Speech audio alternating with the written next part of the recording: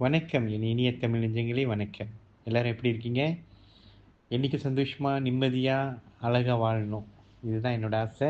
கடவுள் அதுக்கு அருள் புரிவானாக. ஆ உலகில் உள்ள அனைத்து பெண்களுக்கும் என்னோட மகளிர் தின நல்வாழ்த்துக்கள். உங்களால தான் உலகம் இயங்கிக்கிட்டு இருக்கு.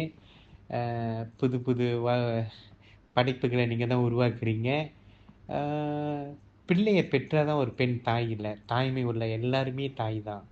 அதனால எல்லா பெண்களுக்கும் எல்லா விஷயத்திலயும் நல்ல ஒரு பங்களிப்பு இருக்கு. ஒரு சிறந்த சமுதாயத்த, சிறந்த பிள்ளைகள உருவாக்குறதும் உங்க கையில தான் இருக்கு.